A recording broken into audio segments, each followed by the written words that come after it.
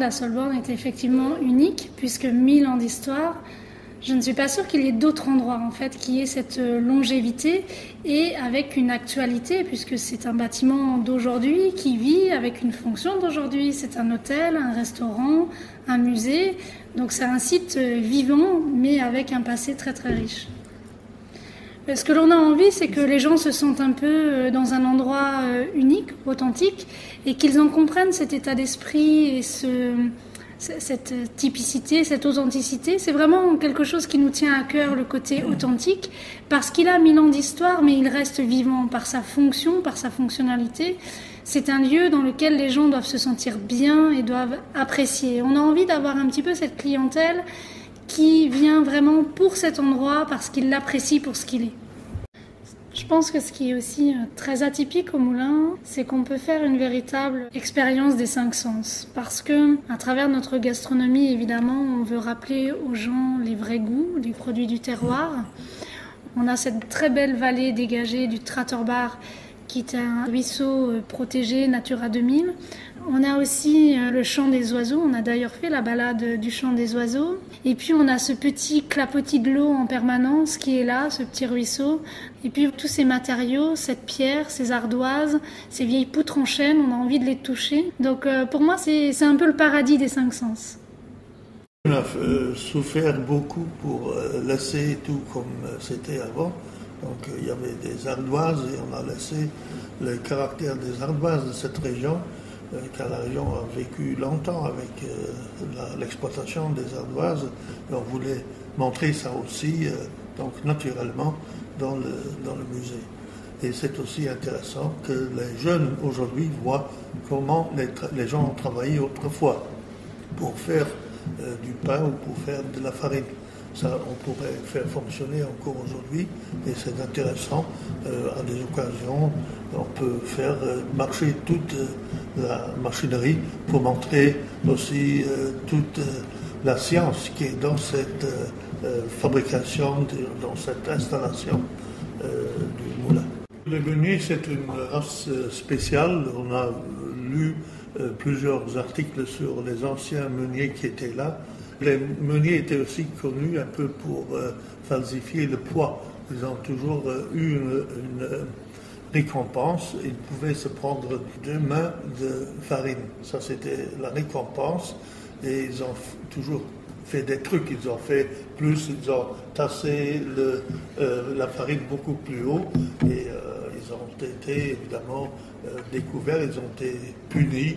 Donc ils n'ont plus eu de farine pendant 1 semaine, par exemple. Si un visiteur, un hôte, vous dit « J'ai entendu parler du canal de Meuse-et-Moselle », qu'est-ce que vous lui conseilleriez pour découvrir les choses dans la région ? Bon, je l'ai découvert moi-même aussi, donc je crois que c'est d'ailleurs un des premiers qui a parlé de ça. J'ai eu, par les relations des ponts chaussées de Diekirch, j'ai eu tous les plans, des produits assez lourds à transporter.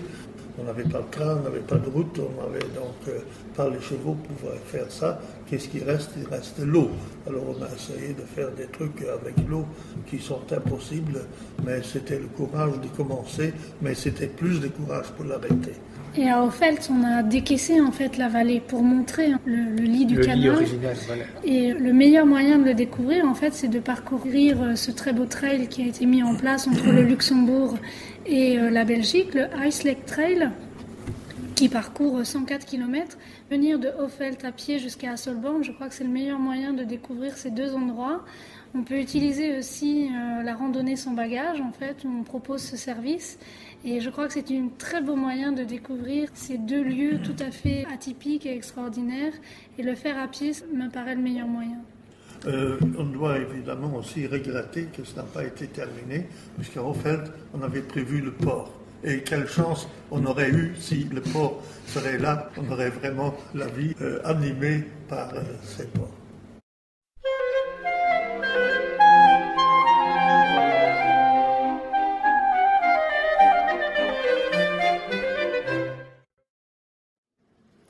Le fil conducteur de la restauration a été vraiment de conserver un maximum d'éléments anciens.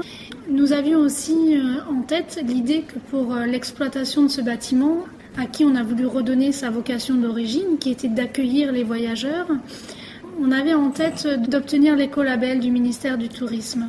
Donc c'est pour ça qu'on est venu avec une ossature bois sur le premier niveau et avec une isolation et des matériaux qui permettent d'être en système basse énergie. Donc on a vraiment cette complémentarité du bâtiment sur un soubassement complètement historique, local, avec le schiste ardoisier, et puis ce premier étage qui est tout nouveau, tout contemporain, avec les matériaux d'aujourd'hui et les techniques de construction d'aujourd'hui. Et on est assez content que ça puisse plaire aussi à nos clients et à nos futurs hôtes. Évidemment, en tant qu'ingénieur moderne, je respecte l'ancien, mais je ne me fais pas barricader le nouveau. Il faut ajouter le nouveau à l'ancien, il faut que ce soit en harmonie. C'est ça, tout l'art, faire tout en harmonie. Les chambres sont aussi aménagées de sorte que chaque chambre a un thème spécial qui est relié à la poste. Mais c'était voulu. Et si on vient ici au relais de la poste, il faut revivre un peu l'histoire de la poste. C'était ça l'ambition que nous avons.